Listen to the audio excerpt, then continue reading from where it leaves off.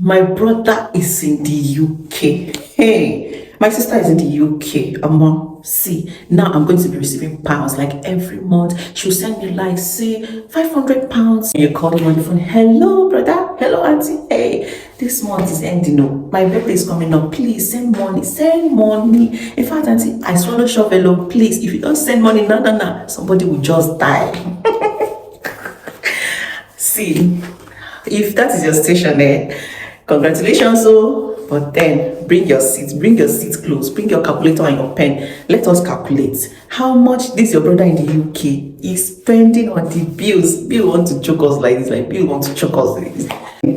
After this calculation, you might end up being the one to be sending them money in the UK. God forbid, it will not reach like that. Guys, welcome back to my channel. If you're new here, this is your girl Chisom, Mrs. Lekwas. We're doing our thing here. To all my old and returning subscribers, I see your footprints everywhere, in the likes, in the comments, in the shares, in the subscriptions. I love you guys. And if you're new here, all I do here is to spread love, to share love, okay? Queen of positivity. This is a no negative zone, okay? If the love is what you want, come closer. Draw your seat close.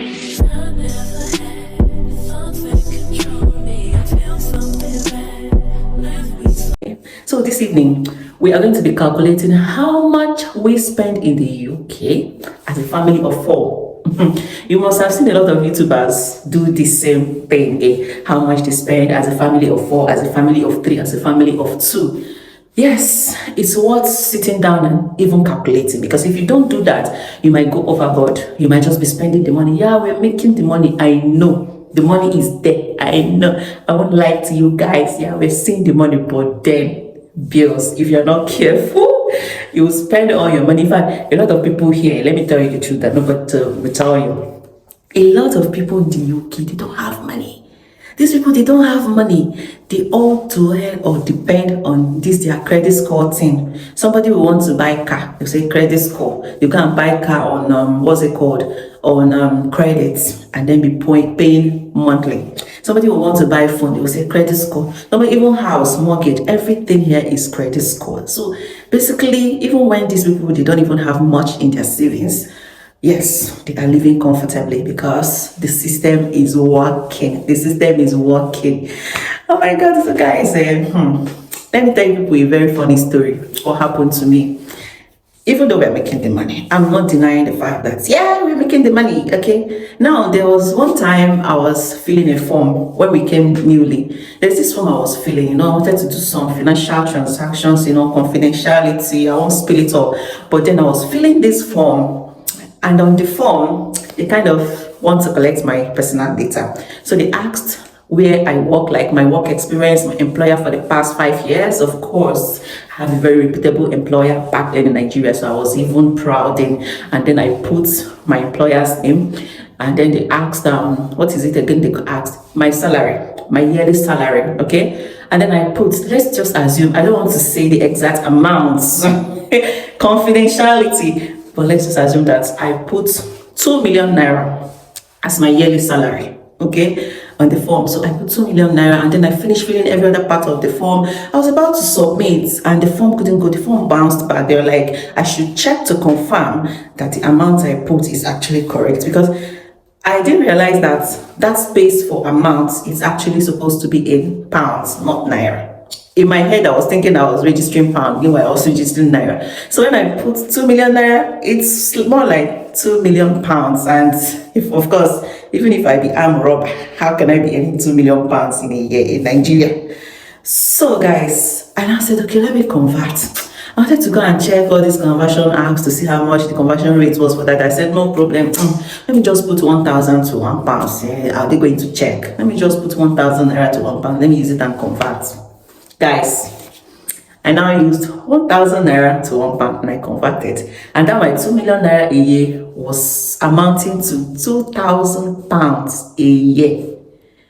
I said, no, it's not, it can't be serious. No, this is not true. How can it be 2,000 pounds in a year? This is like something somebody earns in a month in the UK. I said, okay, you know what? I'm going to lie, because I need to, present a very stable financial background so that these people will not think that, let me lie and put 5 million naira in a year. I now went again, I converted. I put, and it's still £5,000 in a year. Hey, that was when I realized that Wahala Pro Max, like, hey God, thank God I've left that place for you people.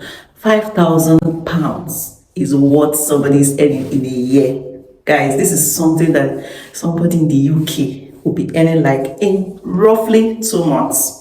Roughly 2 months. Some people are even earning more than that. I'm even saying 5,000. Let me not just enter inside that matter. That's story for another day. Roughly 2 months. That's what we are earning in Nigeria for you. Oh yeah. Hey. Oh my God. Like the very first time I received my salary in this country, I'm like, I was just looking at my account. One man was just telling me, send this money to your naira account so that you be seeing the money, like what you earned in a month. I was tempted to send this money to my naira account. Let it just be there. Let me just open my app every day and be seeing it. My husband now said, if you send it to naira account and naira loses its value, don't call my name, you're on your own.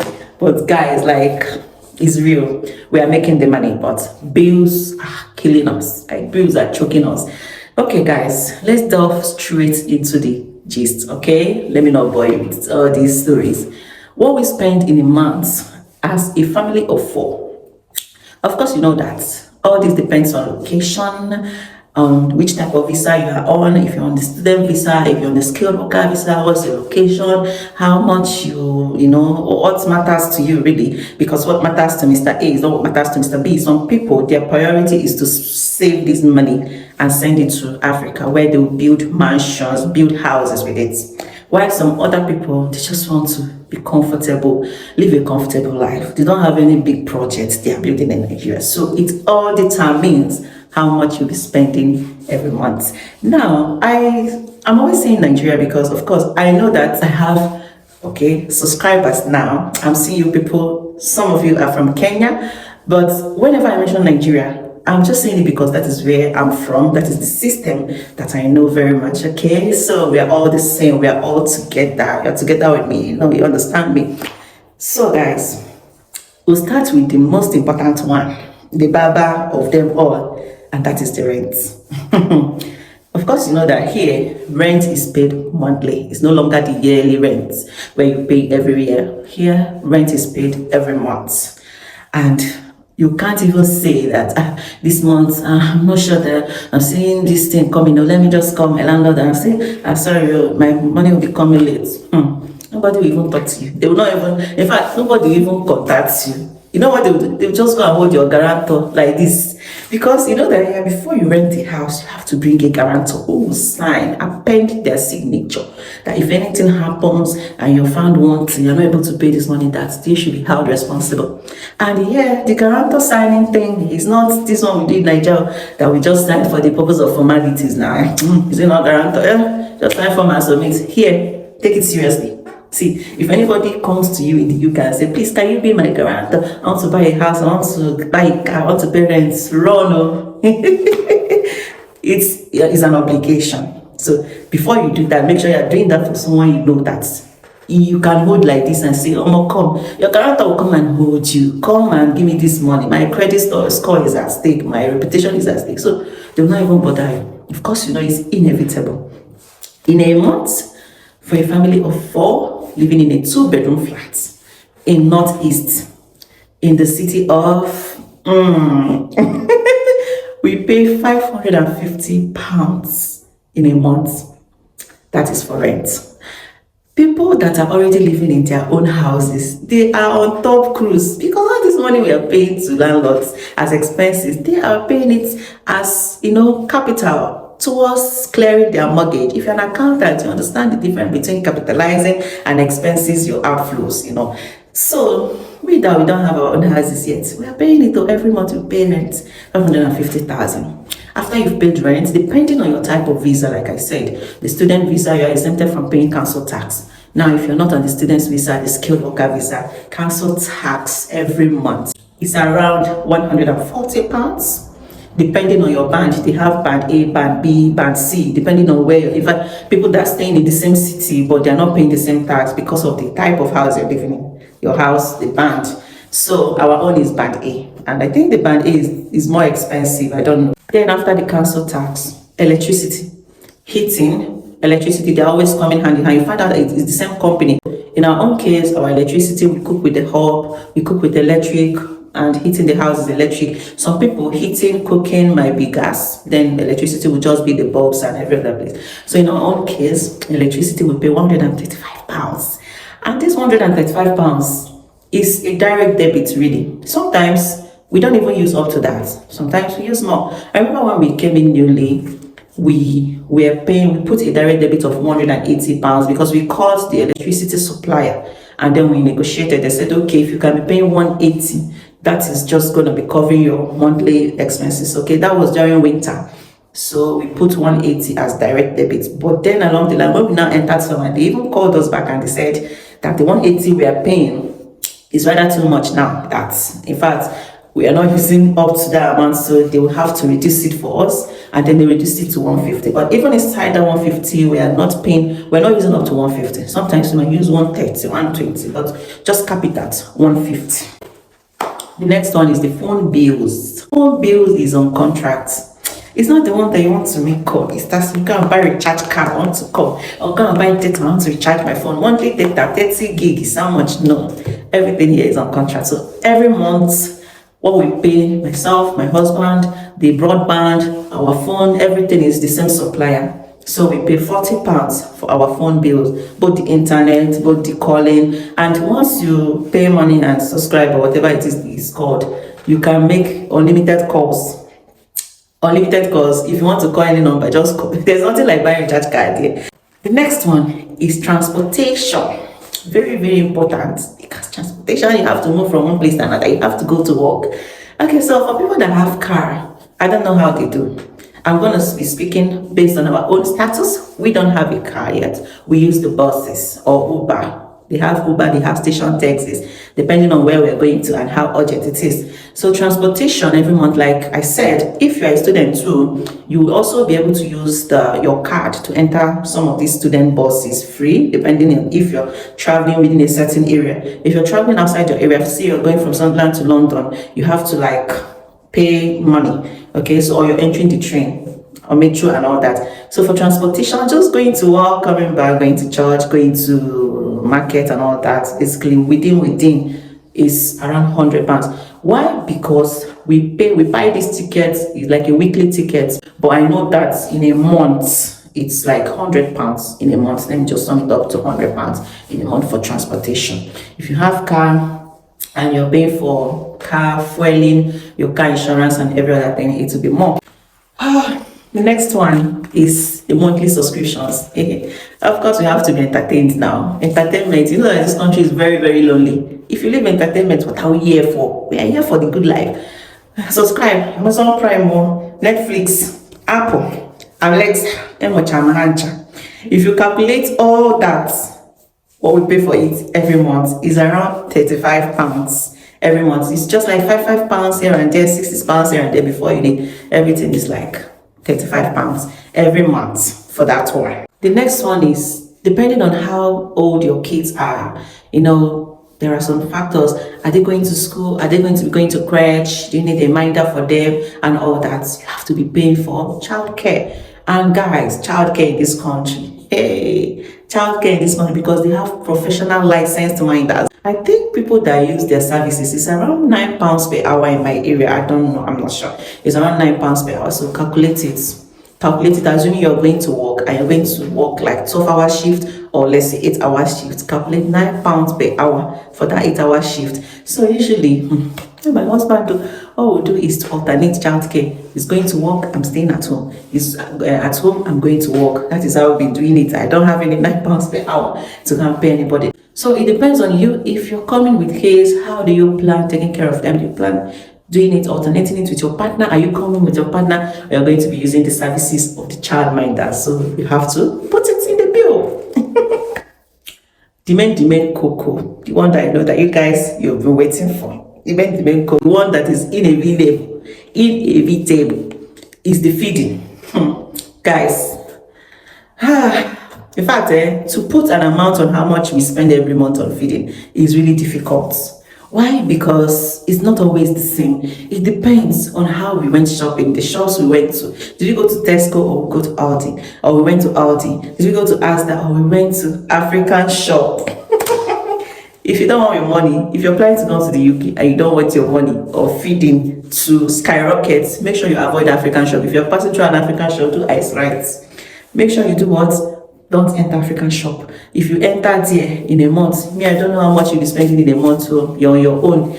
Because by the time you go and be buying all those hard chicken, shaki, orishirishi, bomo, and the rest of it, goats, henine, all those things, your money will be increasing. And sometimes you just want to eat pepper soup. Oh, you just want to go and buy goat's meat and cook pepper soup. Because the fresh fish and cook fresh fish pepper soup is unavoidable. You just have to. So in a month, what we spend in a month, it's just within the neighborhood of 400, 350 to 400, or even more than 400. Let me not say, let me just leave it at 400 pounds every month. Let's just leave it at 400 pounds so that we can make a decision, because if you keep on analyzing it, you find out that it will just be going like this. So let's leave it at 400 pounds every month on feeding. Depending on that is basically the recurrent expenditures, those ones that are always coming, like every month they must come every month. The way you in fact, most of them are on direct debit, so you don't even have to bother yourself to remember, which time am I even paying rent, or which time am I paying electricity, have I paid council tax for this month. Everything is direct debit, so once it's the end of the month, they just collect their thing. You focus on to make the money. So apart from all those recurrent ones that you spend, there are other ones like the kids. You must buy toys. You see toys. Hey, when I was in Nigeria, I didn't know that toy is something you need to budget for. Here, toys, you must buy toys. And when their social workers come and they find out that the kids, they don't have enough toys, you and then you put leg on one other, you begin to explain. You must buy toys. By the time they see this one, they want scooter, they want toys, they want this, they want that, they want this, all those things. And buying the clothing, depending on which season you are in. You pass summer, you say, okay, we don't have winter clothes, warm clothes, let's go and shop winter clothes. You pass winter, you say, let's go and shop warm clothes, and you know how these kids, they grow. Like you buy something. In fact, that is the reason why you don't need to be packing clothes here or shoes when you're buying things for them. Just be buying like one pair to two pairs, because you buy it for summer, buy that beautiful sandal, buy this one, buy that one, and keep. They'll wear it maybe very few occasions. Where are we going to really go to school, go to church, go to fun parks and chair rides and all that? Before you know it, summer is over. They start wearing winter boots. By the time you come around next year's summer, they have outgrown it. So you just buy small, because you must buy other extracurricular activities, like, depending on if your kids are attending piano classes, this one down, you have to be paying for all those ones. You now go and take them out, buy ice cream, buy this, buy. All those ones are just there, like I said, it depends on how your saving habit is. Some people, they will sacrifice and say, you see this thing, I'm not going to buy it. In fact, once I pay my rent, pay my electricity, every other thing, forget it. And some people, they want to enjoy the life, they want to enjoy the good life, so they buy all these things and enjoy their life. So every other thing depends on your spending habit, your saving culture, and then the rest of it. So this is just like an estimate. By the time you will now subtract all these our expenses now from that your salary in a month, you get the point now? So before you ask that your auntie or your uncle to send you money, ask them first, please, are you working? Is your wife working? Are you the breadwinner of your family? Because sometimes, what if the wife is not working? What if he's the only one working? That kind of thing. So guys, the good thing about it, the beautiful thing about it is that to a large extent, these things can be planned. You can have a workable plan. Like if you say this is how much you're going to earn this month, or from this time to this time, this is how much you're going to be spending, it will align. Like what you're earning, what you're expecting, you can even calculate what you're going to earn the whole year. And that whole year, it will be the same, except of course, labor do strike, you can't increase salary. If not, that is what you're going to earn. It's not in Nigeria. Oh, that's a beautiful thing about my country. The money can just miss through that enter your accounts. Where you're working, if you get one or two tra here and there. Well, here, nothing like cha-cha. It's only your salary that except of course, you have a side hustle, like the one I'm doing here now that is about to start paying. That is to start paying very soon. Except that, if not, that your salary is what you know. So So guys, that is it. I don't want this video to be long so that I don't lose you guys along the way. So this is just in a wrap how much we spend in a month as a family of 4. So before you call that your auntie and say, auntie, please, oh, I swallow pigeon, send money. My dear, pity us. Pity us. Let the abroad people breathe. Let us breathe. Alright guys, until my next video, it's fun talking with you guys. Until my next video guys, see you. Bye.